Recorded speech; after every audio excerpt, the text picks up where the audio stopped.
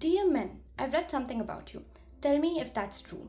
Women are diagnosed with depression twice as often as men, but men die by suicide almost four times as often as women.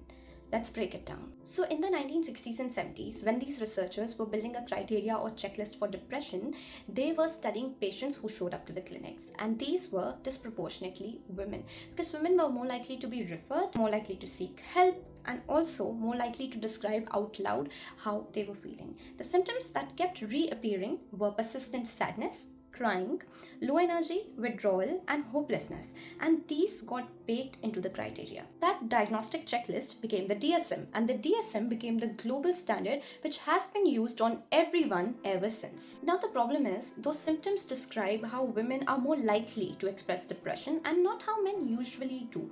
Male depression can be a little different. Researchers call it externalizing depression, and it looks like irritability, anger, reckless behavior, gambling, drinking, overworking, and emotional numbness. A man who is deeply depressed wouldn't sit in a corner crying usually, but he would get into a fight, he would drive recklessly, he would have four drinks instead of one, he would work 16 hours a day and call it ambition. And when you describe these symptoms to a doctor, because this doesn't match the usual checklist, you can go home undiagnosed. Therapist Terry Real gave this a name in 1997. It's called covert depression. His argument was simple. Boys are socialized from childhood to convert sadness into anger because sadness is vulnerable and anger is acceptable. By the time they're adults, the conversion is so automatic they don't even know they are doing it.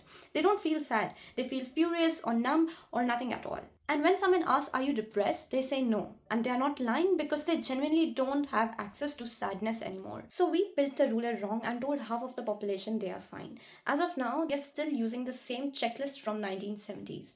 So we did not miss men by accident, but we missed them by design, and it is still not corrected.